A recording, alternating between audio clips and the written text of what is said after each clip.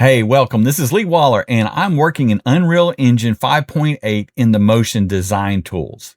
And in this video, I'm going to take a look at spirals. I was trying to come up with a funny joke about spirals, and I just kept going round and round on it.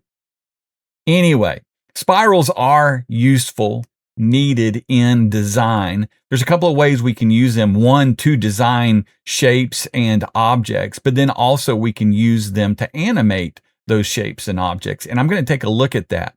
There's not a real easy way in Unreal Engine, the motion design tools at this point, to create spirals. I'll take a quick look at splines and the spline generation tool.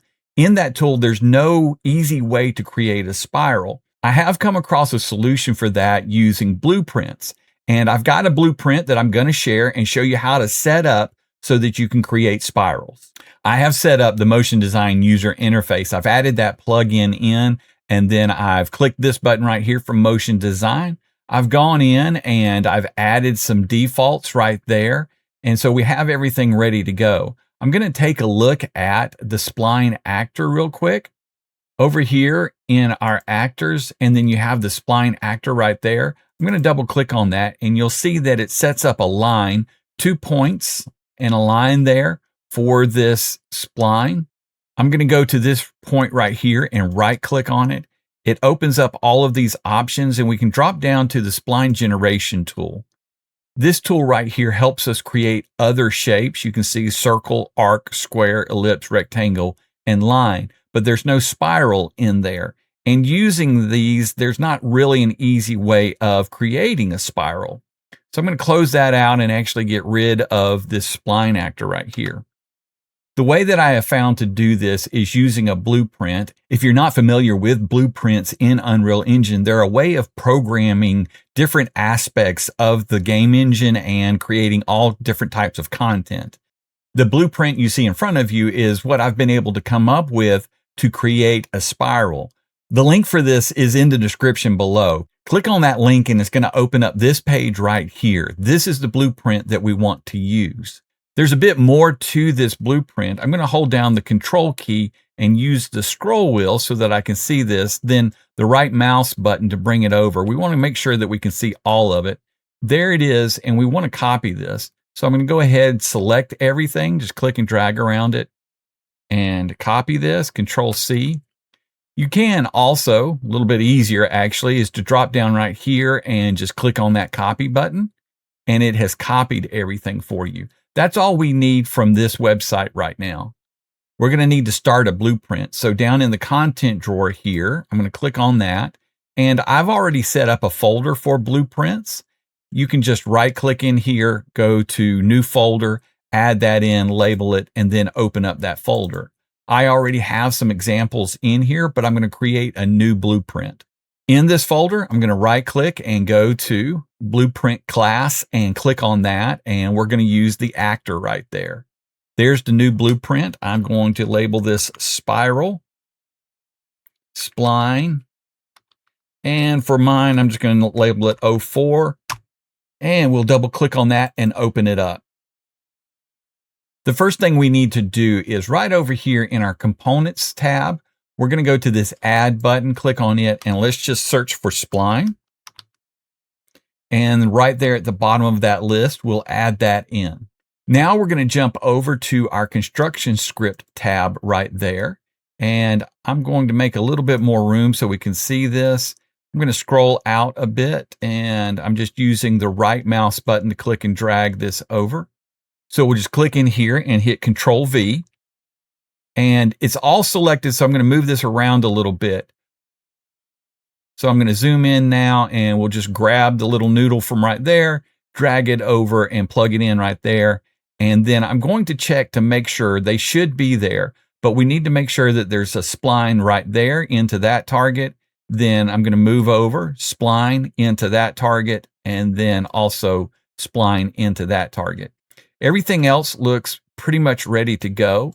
We're going to compile this, but it's going to give us some errors, and we're going to fix those errors. So right up here at the top, we'll hit compile. And there we see those errors. You'll see on these 6 errors here, that we need to add in variables with these names right here that are in quotation marks. To do that, I'm going to go over here to variables, and I'm going to click on the plus button, and I'll start naming them exactly the way that they're spelled right there. We're going to come back to these and make a few adjustments in just a moment. But I'm going to go ahead and name out. There's only 5 of them. 2 of them are named the same. So this one will be points per rotation.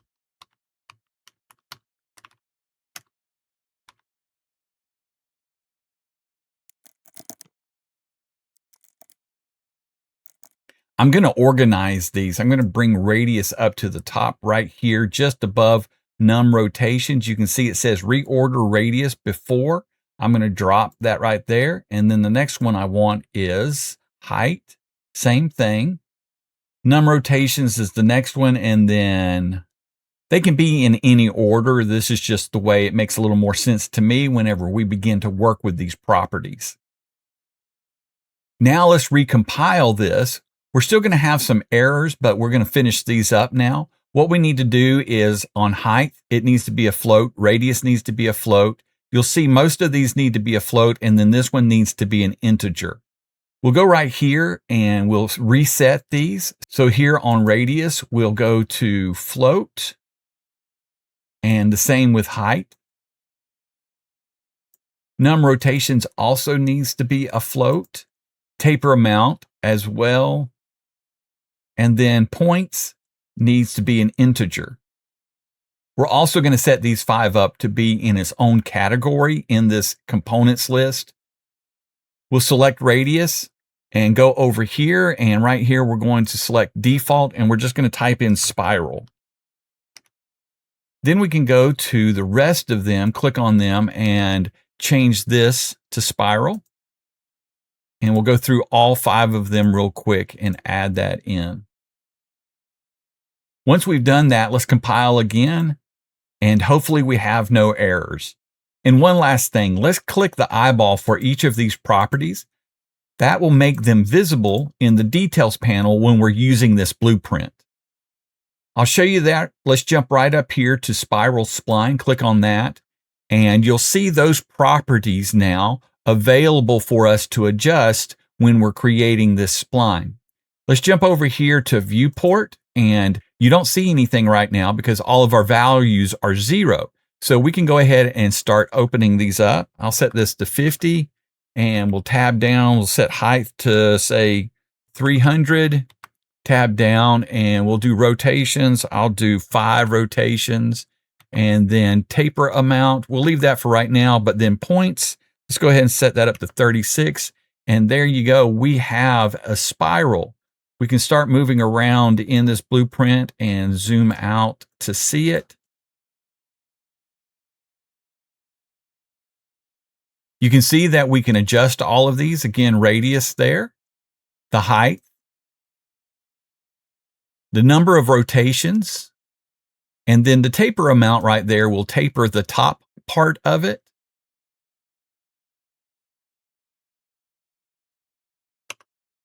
And then the points there are the number of points per section. Let's go ahead and compile this, save it, and then we can close this out right here. And now we'll have, down in our content drawer, we'll have that spiral spline.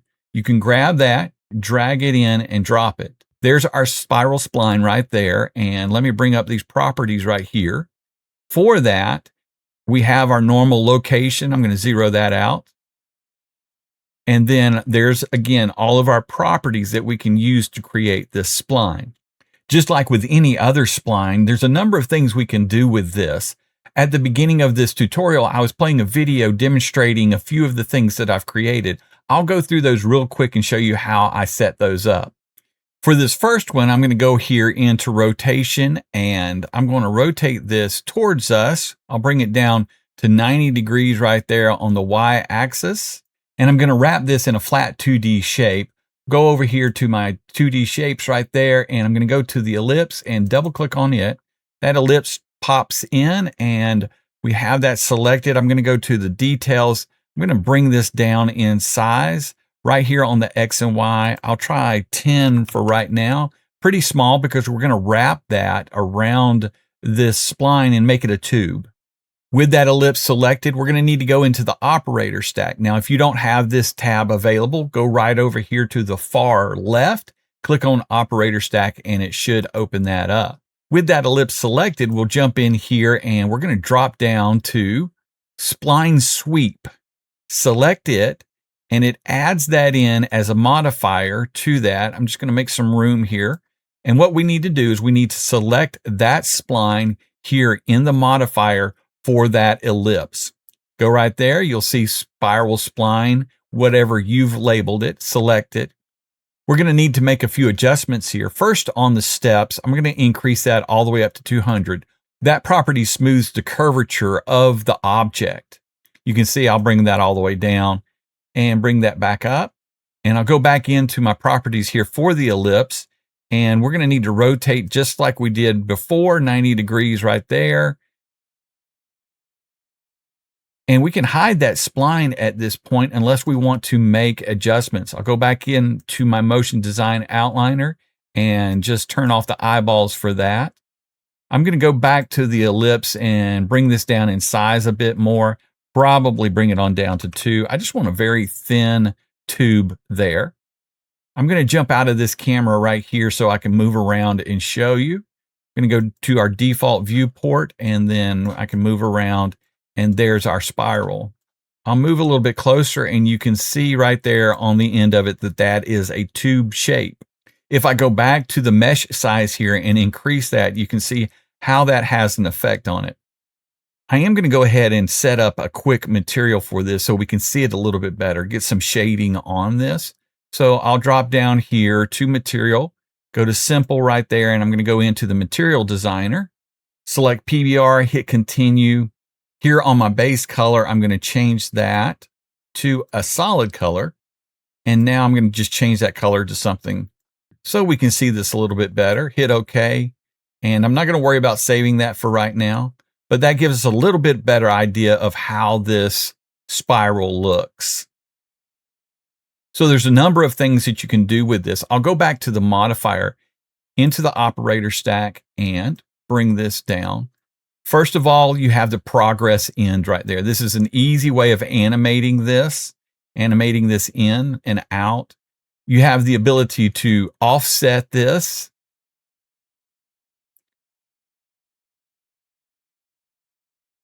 Let me reset that. The progress start, and then also the progress end like we took a look at, and also scaling either end of this. I'm going to reset these and I'm going to leave this spiral as is for right now. And now I want to animate an object along this spiral. We'll use the same spiral. That's the nice thing about it. So I'm going to go over here to my 3D objects, my 3D shapes right there, and I'm going to add in the sphere. Just double click on that. And let me go back to my details here. I'm going to bring that size down a good bit also. I'll bring that down to 10 for right now. Maybe that's too small. We'll try 20 on that. And this is very easy also. We're going to add another modifier to this object. That object is selected. We'll go into operator stack here, add modifier, and we're going to use the spline path. Very similar to the sweep that we used just a moment ago. We now need to just select that spline, and now that object is going to follow along that spline. We can use this progress right here, and you can see that it is going to animate that object along that spline. So I'll go ahead and set this up. Let me reset that right there. Let me make some changes to my sequence here. I'm going to set that to 24 frames per second. And then right here, I'm going to open this up and go to my end time. And I'm going to give myself 10 seconds on that. So 240 frames right there. So I want to animate the progress of this. Go right here to progress, and I'm going to click the diamond right there. And that sets a keyframe right there at the beginning of the sequence. I'll drag this out to 120 frames. That'll be 5 seconds. And then I'll bring this progress up to 100 and set that second keyframe. And so we can watch this animation now.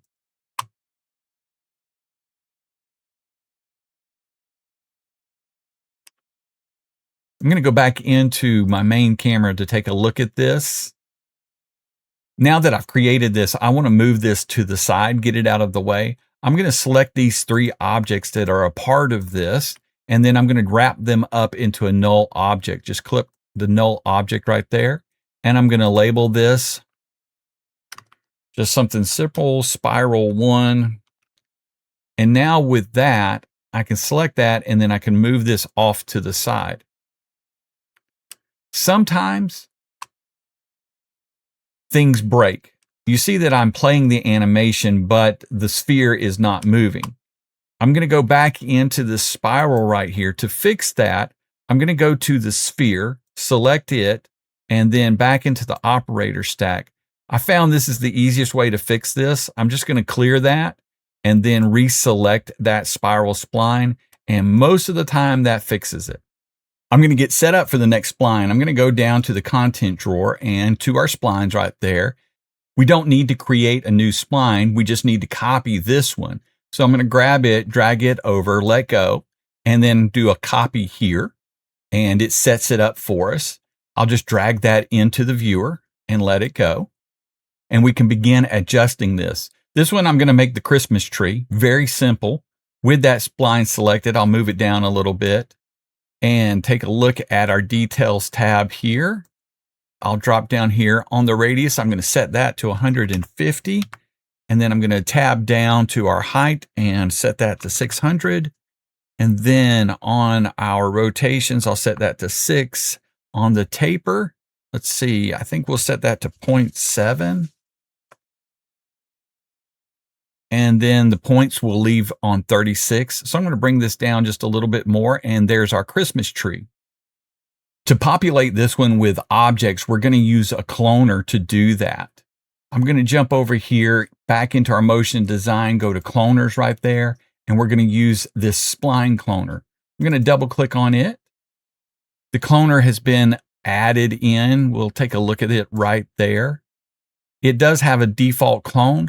What we need to do is go into that cloner, make sure it's selected, and we'll see down here in the properties for it, we have, similar to our other two modifiers we used, we have the actor that we can sample. So we'll go to this Spiral Spline 05, select it, and we'll change out this default clone object right there. For right now, we can just select it and delete it. And we'll add in a sphere, jump over here to our 3D objects, double click on the sphere right there, and then we can add that into the cloner. I'm going to bring the size of that sphere down. Its mesh size is right there. I'm going to set that to 15 all the way across. And then we'll go back into the cloner, and we're going to bring up this count right here. I'm going to bring that up to 300. And that is the cloner, so we'll bring it down. And I'll push it back just a little bit. Bring it down just a little bit more so we can see it. And in the original example, all of the spheres were different sizes. So to adjust that, we'll go back into our cloner, make sure it's selected. And then we're going to drop down and we're going to look for this option right here as range. We'll open it up and enable that, and it gives us a number of properties to work with. And for this one, I'm just going to set the scale minimum down to 0.25. And you'll see that it varies up the size of each of the spheres. You can work with those numbers right there if you want to adjust it differently. I'm going to go up here now and hide the spline. We can get that out of the way, and we can see the tree that we're creating. Now, in the original, I have actually 2 copies of this. I'll go up here to the cloner. That's what we're going to need to duplicate, and I'm going to label this tree 1. And I'll just close that up, and then we can duplicate it, select it, and hit Control D. And so we have 2 copies of this now, and then on this second tree, we can go to its properties, and we'll rotate this 180 degrees.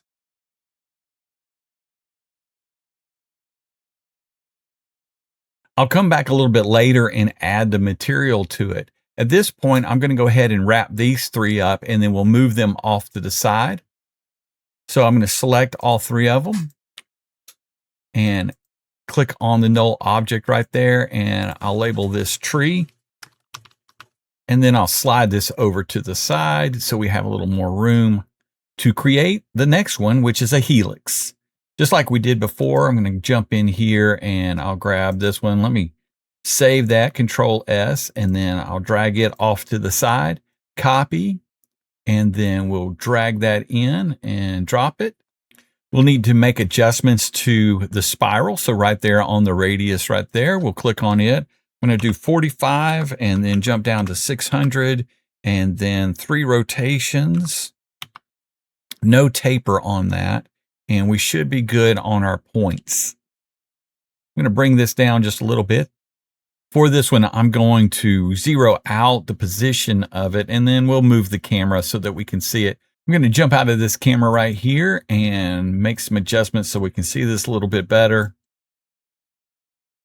To create this, we're going to wrap this in an ellipse. So I'm going to go over here to the 2D shapes, and I'm going to double click on the ellipse, and we're going to make some adjustments to it. Let's make sure that that is lined up, and then we'll drop down, and on our mesh size for this ellipse right here, we're going to set that to 9.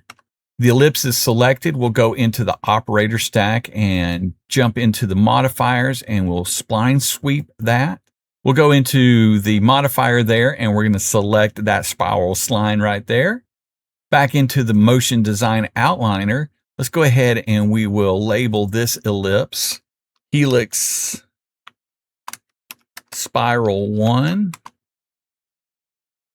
and then we'll duplicate it just like we did on the Christmas tree. Select it and Control D, and we have 2 copies of that. So on the Helix Spiral 2, and we're going to rotate that 180 degrees right here. Setting that part up of the helix was the easy part. The hard part was all of the stems in between these two. Once I got it figured out, it's pretty easy from there. What we'll do is we're going to add in, let's go into the 3D shape. We'll add in a cylinder, double click on it, and let's make sure it's zeroed out. We'll drop down here to the mesh size, and let's make sure that's set on free. And then I'm going to set that to 4 by 4 by 90. And then we'll go back up here and we're going to rotate this 90 degrees on the Y axis. And I'm going to move in so we can take a look at where this is sitting. We are going to need to adjust it a little bit, rotate around, and you can see that that first bar, that first stem right there. Let's make sure it is where it needs to be. I'm going to bring that down in size just a little bit. Let's try maybe 85 on that. Okay, that's setting well inside there. And we're going to use a modifier on this also. So with that selected, we'll go into the operator stack here, go to modifiers, and we're going to use this pattern modifier and make some room so we can see this. And right now it is online. That's what we want. We want to change the axis to the X axis, and we're going to align this from the start, which is this position down here. So we'll change that to start. On the count here, I'm going to bring that up to 74. On the line spacing, I'm going to set that to 4.2. We do want this line to accumulate as it transforms, so we'll select that. And then here on our line rotation, we're going to set that to a negative 14.7. And we'll need to make a little bit of an adjustment on our rotation for the cylinder. And so right here on our Z axis, we'll bring that back just slightly. And you can see there at the bottom where we need to line it up. And just back just a little bit. And we'll check this. Hopefully this has us. This was the hardest part of figuring out how to get these stems set in there. Actually figure out a way to make this work. And that looks pretty good. So you can do some adjusting if you need to on these properties for your rotation here, as well as the rotation for the modifier there, the pattern modifier right there. So we've got that lined up. I do want to go into these sides here and bring up my steps to 200. And let me jump over to this other one. That'll smooth those out. And so there we have our helix.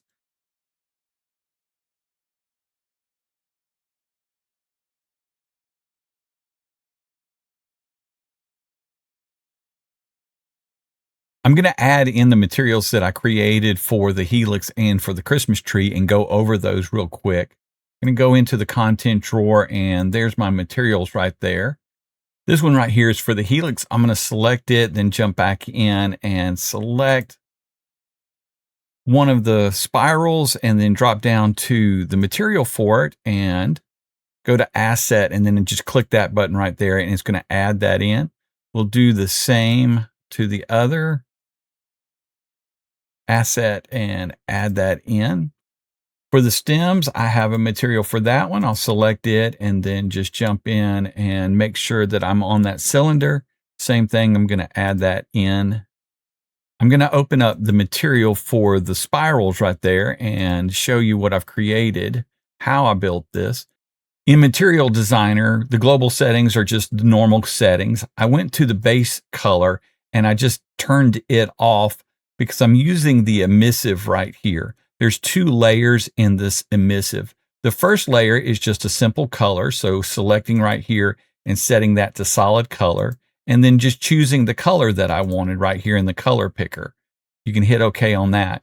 Then I went over here and added a new layer, a texture layer, and that is this top layer right here.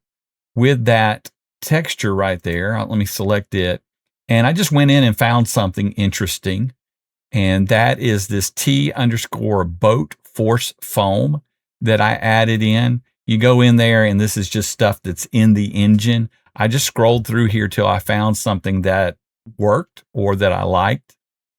And to animate that, you add this panner right here. And so on that panner, the way you add it is an effect. So with that layer selected, you go to Effects, and then down there at Distort, you'll see that it's already selected the panner UV, meaning that all of these are going to be able to animate whatever the UV is, meaning that it has to be a texture. It's not going to be a color, but it has to be some type of texture that you've added in. And then with that panner selected right there, you have the ability to change the speed and the direction that you want this to move on. And so I've just got it going in an upwards direction with the speed of 10. So you can adjust and play around with those to get the look that you want. Once I added the texture in, I didn't want the colors from it, but I wanted the black and white values of it. So I went in here and I set this to the green channel, and then also made an adjustment on the offset for the UV. I'll set back to 0 so you can see what's going on. It has that object in the dead center. By adjusting it to that 0.43, it offsets it and just gives a little more life to the animation. One last thing is I blended this layer with this layer by using the Add Blend mode. And so that's all there is to that material. I'm going to close that out. And then the material for the stems, very easy also. I'll open that one up. It's just an emissive white. So again, a PBR, and I go in and turn the base color off and then go into the emissive, make that into a color. It's just white. And then on the channels, how emissive you want it to be, how much light you want it to put out, you can change that. I just left it at the default setting. I'll close that one out, and now we'll take a look at the Christmas lights. So I'm going to go back into the content drawer there, and there's my Christmas lights. I'm going to select it and jump back into the viewer, and I need to be on the sphere for that. So let me close that up. Let me go to the tree. I'll go to this first one, that sphere right there, and I'll change the material type from simple to asset. And then I'm going to click right here, and that should add that material in. This is the material right here. And let me open this up so we can see it a little bit better. And then again, this is an emissive. So I went into the base channel, shut that off. I went into the emissive right here, and very similar to what I was doing. For this one, I did create this texture right here. I'll open it up. I just went into After Effects and set up a 2048 by 2048 composition, added in a shape layer, and then to that shape layer, I added in a gradient. And with that gradient, the stops were yellow right here. And then at 25%, the red stop. Then at 50%, I put in this blue stop. And then at 75%, I put in a green stop. And then at 100, I added in, again, another yellow stop. That's so that there wouldn't be any hard lines in this. I'm going to close that out, and I saved it as a PNG and then brought it into, let me hide this real quick, then imported it in. I set up a folder for textures, and there's that texture. Imported it in as that PNG, and that way Unreal Engine is going to see that as a texture. You can see that it says it's a texture. And so when I went in to create this material, back in the material designer, made sure that this layer was a texture, selected right there, and then I could easily find that texture in my assets. So selected it, added it in, and just like before, I went to the panner and set that up and adjusted these. You can see that I set these to a negative number. The material that I added to the other side, I set these to a positive number. So I'll close this out, and you can see that they are now automatically cycling through that gradient. I'll add it in. And so what I'm going to need to do is I'm going to go into content drawer right here. Let me go back to my materials. I'm going to need a second version of this so that I can swap it. And so I'll just grab this one, drag it off to the side, create a copy right here. And I'm going to save that. Make sure that one is selected and jump back into my viewer. Go over to this sphere right here and drop down to my material. Go to Asset, apply that material. And I'm going to go ahead and open that up because it doesn't look like it's working right now, but I do want to adjust that panner number. So let me open it up, and we'll go back to the emissive material, select that panner, and I'm just going to set these, and you can adjust these to whatever speed that you want, and just delete that negative on both of them. And then we'll just close that out. I mentioned earlier, all of this can be a little finicky. That material was not showing up for some reason until I hit save on everything. But now that those materials are applied separately and I made those changes on the panner, we have them alternating on these colors. I'll finish this out real quick. In our meshes down here, I'm going to double click on the cyclorama. This thing's very helpful. Let me rotate this to match our scene real quick. It's that static mesh right there. Let me go into its properties. And I'll rotate this 90 degrees right here. And with it selected, I'll go up here to Material Designer and click on it and very quickly create a material. PBR, hit continue. And then I'm going to change my base color right here from a texture to a solid color and just slightly adjust that. Maybe give it a little bit of a blue or greenish tint, just whatever you want on that, and hit OK. And then I'll close that out. And there are our objects with a little bit of reflection on the floor. Hey, I hope this has been helpful. For more on digital content creation, hit the like and subscribe button, and you can check out my other tutorials.